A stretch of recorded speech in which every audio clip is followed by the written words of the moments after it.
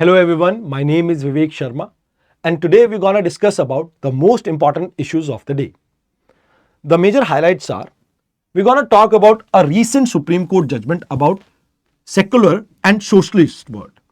Basically ये दोनों words को introduce किया गया था Indian preamble में with 42nd Constitutional Amendment Act of 1976. अभी सुप्रीम कोर्ट ने इनको वैलिड घोषित किया है, तो जिसकी वजह से आप ये कह सकते हैं कि ये डिस्कशन पूरी इंपॉर्टेंट रहेगी। अभी रिसेंटली एक गवर्नमेंट स्कीम को अप्रूवल मिला है, that is Atal innovation mission 2.0, यानी इसका सेकेंड फेज लॉन्च किया है एंड कैबिनेट का अप्रूवल मिलने के बाद इसमें कुछ मेजर चीजें हैं जो हमें समझनी होंगी। थर्ड चीज, यहां पर हम बात करेंगे इसरो PSLV के थ्रू एक नई सैटेलाइट को लॉन्च करने वाला है, प्रोब 3।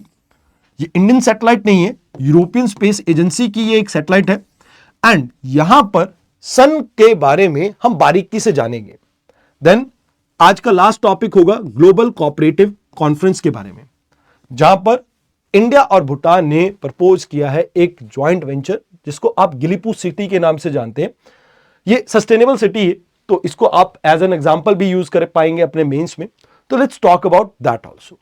तो आइए शुरुआत करते हैं आज के पहले आर्टिकल से। अब देखिए, अगर आप इंडियन पॉलिटिकल हिस्ट्री को देखें तो 1976 was one of the darkest hour. अब डार्केस्ट आवर मैं क्यों कह रहा हूं?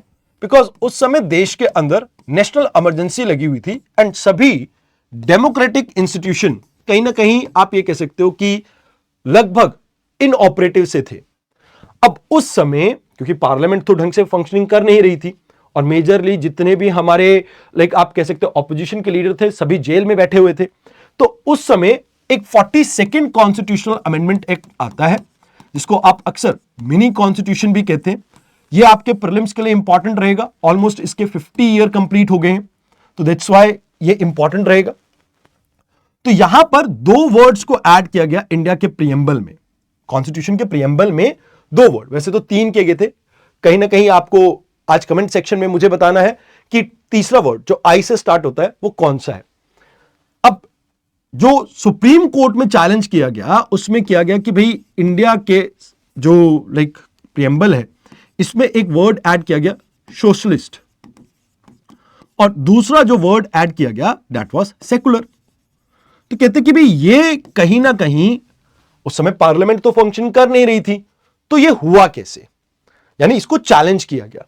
दूसरी बात यहां पर यह आती है कि भाई देखो, अगर आप कॉन्स्टिट्यूशन के अंदर जो प्रीएम्बल के ऊपर डेट देखते हैं उस डेट को चेंज नहीं किया गया जब ये अमेंडमेंट लाई गई, तो रेट्रोस्पेक्टिवली क्या ऐसी अमेंडमेंट की जा सकती है, इसके बारे में भी क्वेश्चनिंग की गई। तो ये पूरा जो आपको केस है इसके बैकग्राउंड मैंने समझाया कि क्या, क्यों और कैसे ये न्यूज में था। अब बात करते हैं रीसेंट सुप्रीम कोर्ट की जजमेंट की। तो सुप्रीम कोर्ट ये कहता है कि भाई देखो, अगर आप इंडियन कॉन्स्टिट्यूशन को देखें तो इसमें एक बहुत प्यारा आर्टिकल है, आर्टिकल 368, जो पार्लियामेंट को पावर देता है कि पार्लियामेंट किसी भी आर्टिकल को चेंज कर सकते, किसी भी पार्ट ऑफ कॉन्स्टिट्यूशन को चेंज कर सकती है। एंड बस इनको यह चीज ध्यान में रखनी है जो 1973 की केशवानंद भारती जजमेंट में कहा गया था कि बेसिक स्ट्रक्चर को आप चेंज ना करें।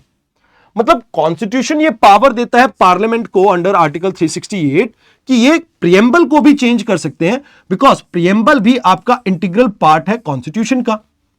तो यहां पर सेकुलर और सोशलिस्ट वर्ड जो है वो कहीं ना कहीं कॉन्स्टिट्यूशन के कोर प्रिंसिपल को रिफ्लेक्ट करता है और इसको ऐड करना किसी भी लिहाज से गलत नहीं है। इस वजह से यहां पर रिजेक्ट कर दी गई पिटीशन को, कहा गया कि भी देखो, आप ये मान के चलें कि ओरिजिनल कॉन्स्टिट्यूशन का ये पार्ट नहीं था, बट अगर आप देखें तो ओवरऑल इंडिया के जो वेरियस कॉन्स्टिट्यूशनल प्रोविजंस हैं उसमें आप इन चीजों को ट्रेस कर सकते हैं। जैसे अगर हम बात करें तो इंडियन कॉन्स्टिट्यूशन एक लिविंग डॉक्यूमेंट है जो विद नीड ऑफ सोसाइटी आप क्या कर सकते हो, अमेंड कर सकते हो, चेंज कर सकते हो। आप क्या कर सकते हो, अमेंड कर सकते हो और चेंज कर सकते हो। तो कहते हैं भाई इस वजह से ये एक डायनेमिक फ्रेमवर्क है, तो यहां पर आपकी जो फंडामेंटल वैल्यूज है आप उसको तो प्रिजर्व करेंगे, मतलब जिस वैल्यू सिस्टम के ऊपर आपकी सोसाइटी वर्क करती है आप उसको तो प्रिजर्व करेंगे ही, बट अगर सोसाइटी की कुछ नीड्स हैं उस नीड्स को फुलफिल करने के लिए आप यहां पर अमेंडमेंट्स कर सकते हैं।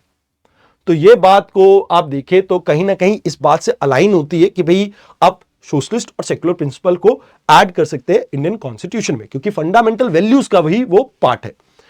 अब दूसरी चीज यहां पर अगर देखें तो कोर्ट ने एक बात कही कि भाई देखो, सेक्युलरिज्म जो है वो बात करता है equal respect of all religion.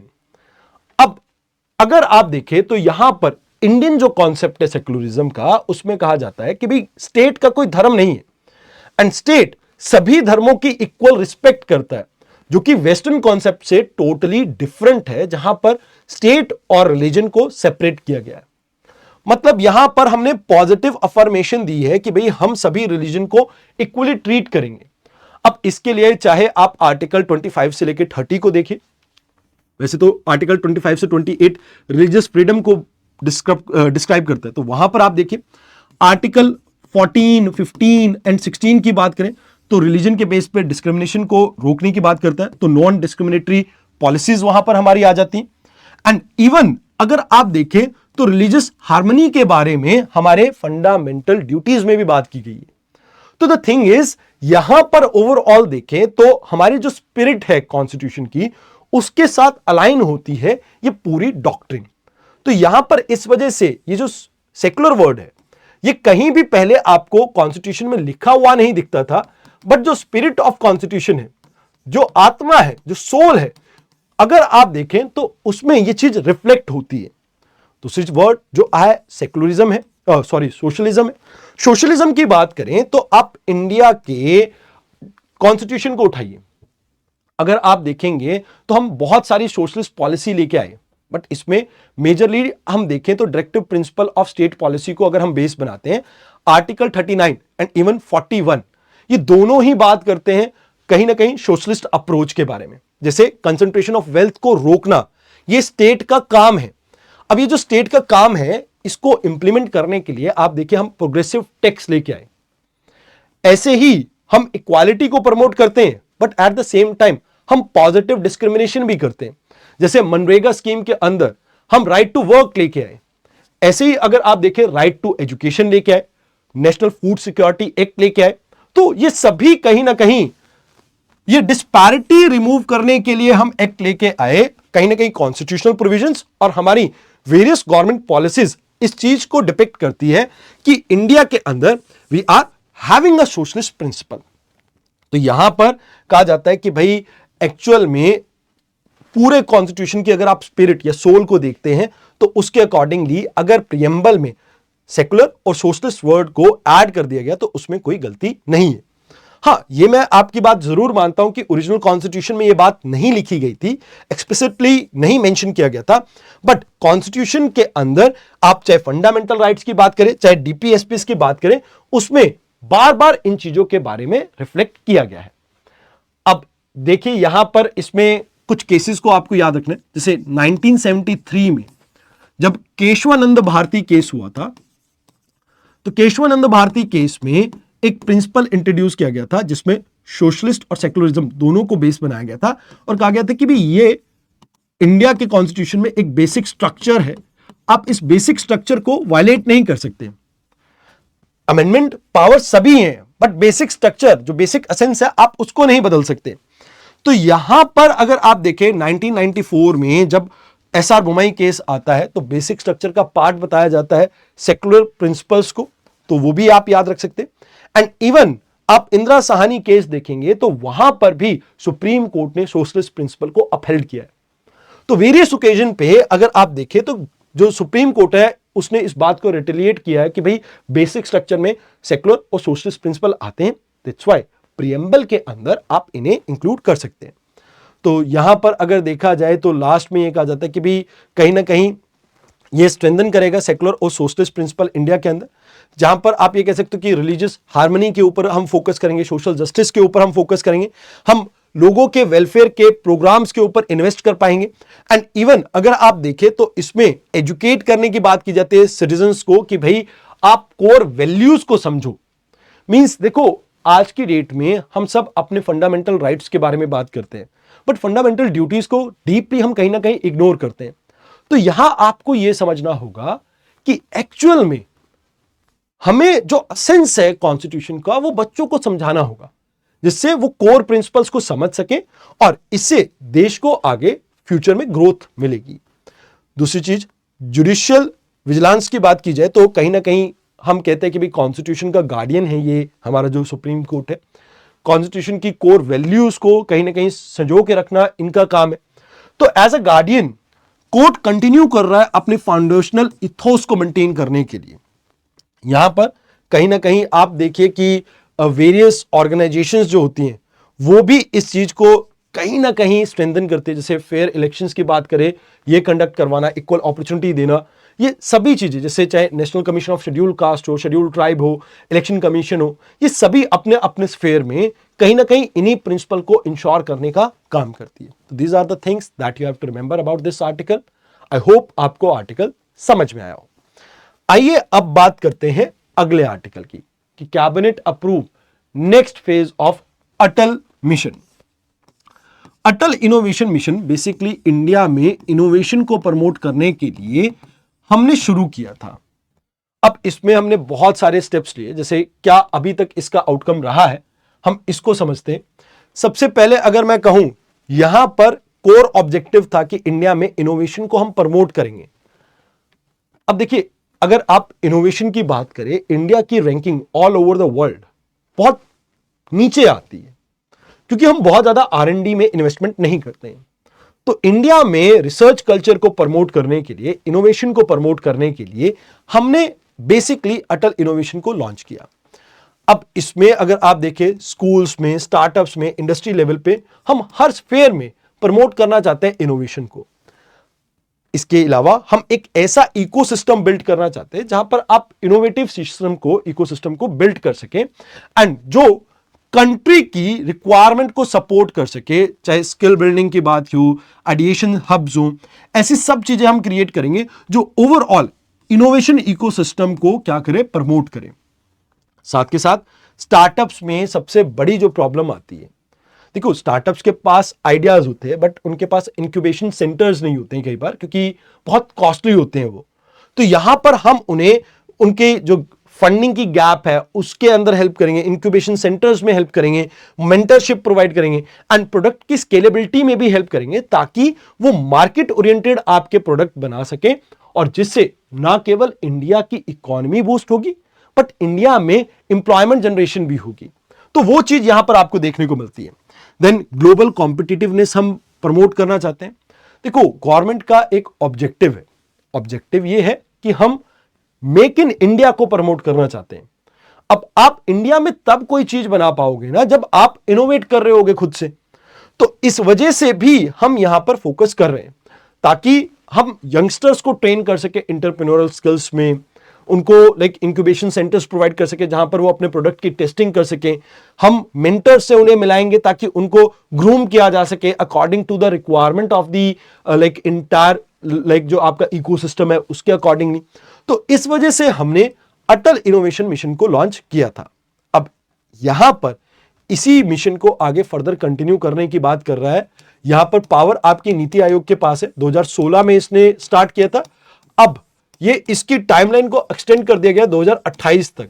तो 2028 तक ये स्कीम आपकी वैलिड रहेगी, चालू रहेगी, ऐसा कहा गया है। अब यहां पे क्या चीजें हमने अभी तक अचीव की है, तो कहते हमने 10,000 से ज्यादा अटल टिंकरिंग लैब्स क्रिएट किए स्कूल्स में। इसके अलावा जैसा मैंने आपको कहा कि इंक्यूबेशन सेंटर्स इंपॉर्टेंट रहते हैं, तो 100 से ज्यादा ऐसे इंक्यूबेशन सेंटर्स हमने प्रमोट किए जिसमें हम कहीं ना कहीं स्टार्टअप्स और एंटरप्रेन्योर्स को ये इकोसिस्टम प्रोवाइड कर सके जहां पर वो अपने चीजों को टेस्ट कर सके। 200 से ज्यादा स्टार्टअप्स इंडिया में इनिशिएट हुए हैं जो सपोर्ट किए गए हैं कहीं ना कहीं आपके अटल इनोवेशन मिशन के द्वारा। मतलब लाइक स्टार्टअप्स के नंबर बहुत ज्यादा है बट उसमें से 200 इनकी हेल्प से स्टार्ट हुए। देन अटल कम्युनिटी इनोवेशन सेंटर हमने प्रमोट किया कि भाई ग्रास रूट लेवल पे कैसे हम प्रमोट कर सके overall, like villages, rural areas में हम ओवरऑल कैसे प्रमोट कर सके इनोवेशन को। तो वहां पर भी हम पोटेंशियल जो आप ये कह सकते हैं कि लोग हैं जो इनोवेशन में पार्टिसिपेट कर सकते हैं उनको हम साथ जोड़ना चाहते हैं। एक इंक्लूसिव इनोवेशन की अप्रोच है हमारी। अब इसमें हमारा फोकस क्या रहेगा इस बार कहते हैं इकोसिस्टम में कुछ गैप्स एग्जिस्ट करते हैं, जैसे इनोवेशन अभी तक इंडिया में बहुत लार्ज स्केल पे नहीं देखने को मिल रहा है, टिट्स एंड बिट्स में देखने को मिलता है। तो उस प्रॉब्लम को हम ठीक करना चाहते हैं। अब इसमें हम ये भी चाहते हैं कि भाई देखो, जो इंस्टीट्यूशंस हैं वो इंडस्ट्रीज के साथ जाके कोलैबोरेट करें, जिससे ओवरऑल आप मार्केट ओरिएंटेड प्रोडक्ट्स को प्रमोट कर सकें। तो collaboration industries, academicians and public sector के बीच में हम प्रमोट करना चाहते हैं, ताकि रिसर्च कल्चर आपका और ज्यादा प्रमोट हो। लास्टली इसमें हमारा फोकस ये भी रहेगा कि कैसे हम इंडिया के अंदर जॉब क्रिएशन के ऊपर फोकस करें, बिकॉज इनोवेशन आएगा, हाई क्वालिटी प्रोडक्ट बनेंगे, हाई क्वालिटी जॉब्स बनेंगे, तो उसके ऊपर हमारा फोकस है। तो कहा जाता है कि भाई आज तक 8 लाख से ज्यादा स्टूडेंट्स को इन्होंने हेल्प किया है, लाइक अटल टिंकरिंग लैब्स के थ्रू, और बहुत सारे स्टार्टअप्स को भी। तो these are the things that you have to remember. अब now the next article is related to science and tech, जहां पर हम बात करेंगे इसरो अभी पीएसएलवी के थ्रू लॉन्च करने वाला है किसको, आपके यूरोपियन सोलर मिशन को। अब अगर पीएसएलवी की बात करें, PSLV polar satellite launch vehicle, वैसे नाम पे मत जाना, इसका एक एक्सेल वेरिएंट है जो जियो ट्रांसफर ऑर्बिट में आपकी सैटेलाइट्स को प्लेस कर सकता है। एक ही वेरिएंट है, एक्सेल वेरिएंट। वैसे ये 4 स्टेज आपका मतलब रॉकेट है, जिसमें सॉलिड लिक्विड स्टेज रहती है। मतलब 4 स्टेज है, पहली सॉलिड लिक्विड। विकास इंजन का इसमें इस्तेमाल किया जाता है। एंड ओवरऑल अगर बात करें तो मोस्ट सक्सेसफुल इसरो का रॉकेट लॉन्चर यही है, स्पेस व्हीकल यही है। अब इसी के ऊपर भरोसा जताते हुए जो यूरोपियन स्पेस एजेंसी है, इन्होंने कहा कि भाई हमारा एक मिशन है प्रोब 3, आप इसको लॉन्च कर दीजिए। प्रोब 3 का मतलब है project for on board autonomy. अब ये जो सन है, सन के कोरोना को ऑब्जर्व कहीं ना कहीं देखेगा, डिटेक्ट करेगा उसमें क्या वेरिएशंस आती है, कहीं ना कहीं उसको आप ये कह सकते हैं कि उसकी अंडरस्टैंडिंग हमारी इंप्रूव करेगा। तो यहां पर 2 सैटेलाइट्स लॉन्च की जाएंगी, एक है आपकी अक्लूटर स्पेसक्राफ्ट और दूसरा है आपका क्रोनोग्राफ स्पेसक्राफ्ट। इन दोनों को लॉन्च किया जाएगा। अब अगर हम बात करें कोरोना की स्टडी क्यों इंपॉर्टेंट है, बिकॉज कोरोना से सोलर स्टॉर्म आते हैं और सोलर स्टॉर्म के बहुत नेगेटिव इंपैक्ट देखने को मिलते हैं आपको अर्थ के ऊपर। जैसे यूपीएससी ने एक बार क्वेश्चन पूछा था कि which of the following can be the impact of solar storm. तो उसमें जैसे आपके पास ऑप्शन थे कि कम्युनिकेशन सैटेलाइट्स के ऊपर असर पड़ेगा, पावर ग्रिड्स के ऊपर असर पड़ेगा, क्या बोरल एरियाज में आपको फॉरेस्ट फायर देखने को मिलेंगे। वैसे इक्वेटोरियल एरिया में फॉरेस्ट फायर बोला था, बट बोरल एरिया में तो फॉरेस्ट फायर देखने को मिलता है। अरोरा के जो फिनोमेना है वो आपको देखने को मिलता है, अरोरा ऑस्ट्रेलिस, ब्रियोलिस, वो सभी चीजें आपको देखने को मिलती है। तो वो उसके बारे में, स्पेस वेदर के बारे में हमारी अंडरस्टैंडिंग इंप्रूव करने के लिए ये पूरा डिजाइन किया गया। अब इसमें 3 मेजर कंपोनेंट है। One is association of spacecraft for polarimetric and imaging investigation for corona of the sun, जिसे ASPIICS के नाम से जानेंगे। ये सन के इनर और आउटर कोरोना को कहीं ना कहीं ऑब्जर्व करेगा। Then DARA, that is digital absolute radiometer, ये टोटल सोलर इरेडिएशन को कहीं ना कहीं आप कह सकते हो कि जांचेगा। एंड यहां पर लास्ट है 3DEES, 3D energetic electron spectrometer, जो आप ये कह सकते हो कि सन के फ्लक्स के बारे में डाटा जनरेट करेगा। तो ओवरऑल अगर हम बात करें तो ये एक यूनिक आपका मिशन है, जिसमें 2 सैटेलाइट्स आपकी लॉन्च की जा रही है, 2 फ्लाइंग फॉर्मेशन में। दोनों एक दूसरे से 150 मीटर अलग होंगे। एंड पहली बार ऐसा होगा कि हम, जैसे सोलर इक्लिप्स होता है ना, उस सोलर इक्लिप्स जैसा एक सिनेरियो क्रिएट करके यहां पर सन के बारे में जानेंगे। अब इंडिया का भी एक ऐसा मिशन था, आदित्य L1। आदित्य L1 को हमने लैग्रेंज पॉइंट 1 पे प्लेस किया, जहां पर अर्थ और सन की ग्रेविटी लैग्रेंज पॉइंट पे क्या होती है, ऑलमोस्ट 0 होती है। लैग्रेंज पॉइंट किसी भी 2 सेलेस्टियल ऑब्जेक्ट के बीच में ऐसे 5 पॉइंट होते हैं जहां पर इन दोनों का ग्रेविटेशनल पुल ऑलमोस्ट 0 होता है। जैसे अगर आप ये 2 ऑब्जेक्ट मान रहे हैं सेलेस्टियल ऑब्जेक्ट, तो एक यहां पर होगा, एक यहां पर होगा, एक यहां और यहां, तो ऐसे टोटल 5 पॉइंट है। ये आपका अर्थ है, ये सन है, तो ऐसे 5 पॉइंट है जहां पर ग्रेविटेशनल पुल आपका ऑलमोस्ट 0 होता है।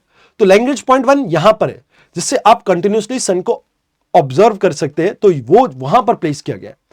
तो ऑब्जर्वेशन के लिए बेस्ट सुटेबल पोजीशन है, क्योंकि कंटिन्यूसली आप सन को देख पाएंगे। एंड अगर बात की जाए तो यहां पर भी इसी मोटिव से इसको प्लेस किया जाएगा कि 6 आवर्स तक कंटिन्यूसली आप सन की ऑब्जर्वेशन कर सकें। अब बात यहां पर यह आ जाती है कि इसमें हमारा क्या फायदा है। पहली चीज तो हमें जो डाटा है जो ये प्रोब मिशन जनरेट करेगा वो डाटा हमसे शेयर किया जाएगा, पॉसिबिलिटी है। एंड मोर ओवर ये भी दर्शाता है कि भी इंडिया के स्पेस मिशंस की रेपुटेशन बहुत अच्छी है। तो दैट्स वाई यहां पर आप ये कह सकते हो कि आने वाले समय में हो सकता है कुछ कोलैबोरेटिव एफर्ट्स ऐसे भी देखने को मिले कि हम एक साथ कुछ मिशंस लॉन्च करें। यानी इंडिया का, जैसे आपने नासा के साथ एक कोलैबोरेशन देखा था जहां पर निसार के बारे में हम बात करते हैं, ऐसा ही कोलैबोरेशन यूरोपियन स्पेस एजेंसी के साथ भी फ्यूचर में आपको देखने को मिल सकता है। वैसे मिशन की एज 2 साल रहेगी जो आपको याद रखनी है। आइए अब बात करते हैं Bhutan pitches Gelephu biggest cooperative project. अब देखिए यहां पर अगर बात करें तो ग्लीपू क्या है। बेसिकली सदर्न भूटान में एक सिटी है जिसको प्रपोज किया गया है और कहा जाता है ये माइंडफुल सिटी है जहां पर हम सस्टेनेबल डेवलपमेंट को प्रमोट करेंगे। अब इसी को पिच करने के लिए भूटान के पीएम इंडिया के पीएम के साथ इंटरनेशनल कोऑपरेटिव अलायंस में एक साथ आए। ये कॉन्फ्रेंस जो है आपकी इस बार दिल्ली में हुई थी, तो यहां पर हमने भूटान को भी इनवाइट किया था। तो ग्लोबल कोऑपरेटिव कॉन्फ्रेंस है क्या और क्यों ये इंपॉर्टेंट है यूपीएससी एग्जामिनेशन के लिए। देखिए अगर इस साल की बात की जाए तो यह है UN international year of cooperative 2025।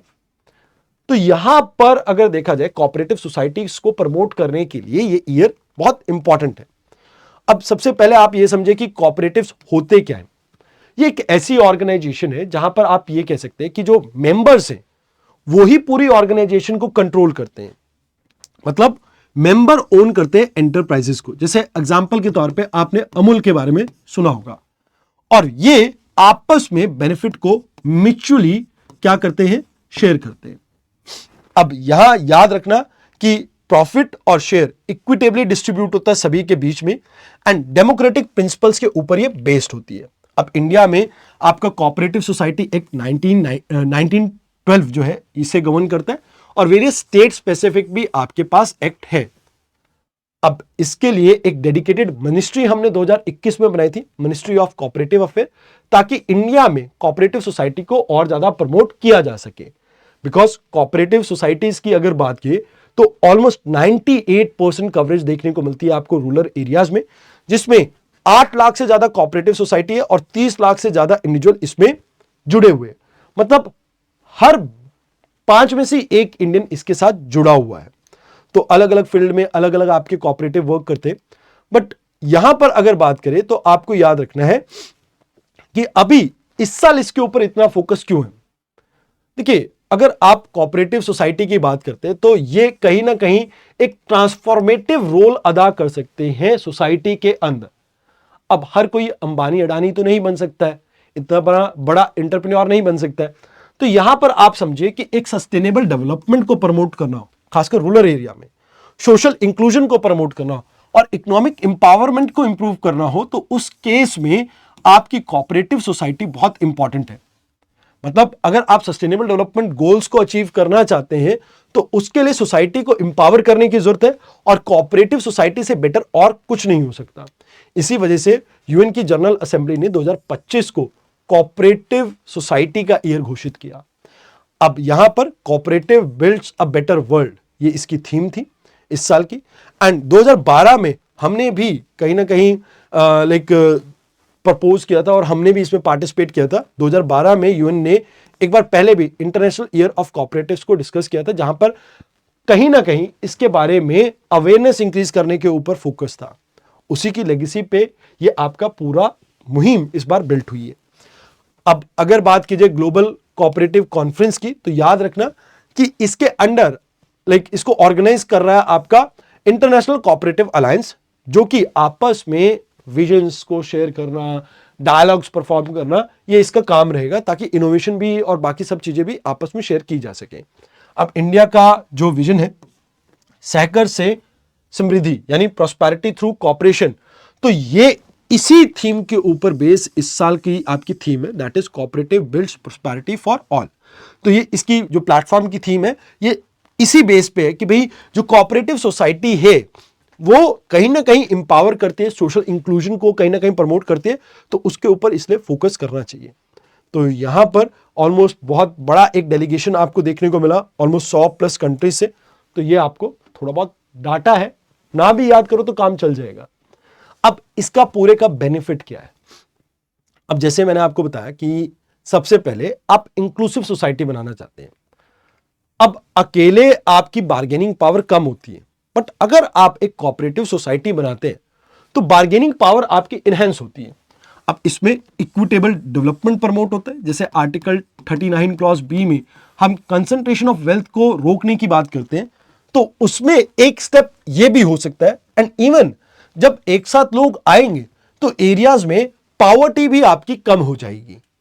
अब इसके साथ साथ इकोनॉमिक एम्पावरमेंट की बात करें तो जैसे रूरल एरियाज में आपको बहुत सारी जॉब अपॉर्चुनिटीज नहीं देखने को मिलती, कोई बड़ी बड़ी इंडस्ट्रीज नहीं देखने को मिलती, बट ये कोऑपरेटिव जो है, कोऑपरेटिव सोसाइटी कहीं ना कहीं सभी फार्मर्स, आर्टिजन्स, वुमेन्स, एंटरप्रेन्योर, इनको एक साथ लाता है एंड इनकी इनकम को सिक्योर करने का काम करता है। साथ के साथ यहां पर आपको याद रखना है कि ग्लोबल इन्फ्लुएंस यहां पर देखने को मिलता है कि भाई इंडिया कोऑपरेटिव सोसाइटी में one of the leading country है। जैसे अमूल का एग्जांपल लीजिए, Amul all over the world आपका एक रिनाउंड ब्रांड है।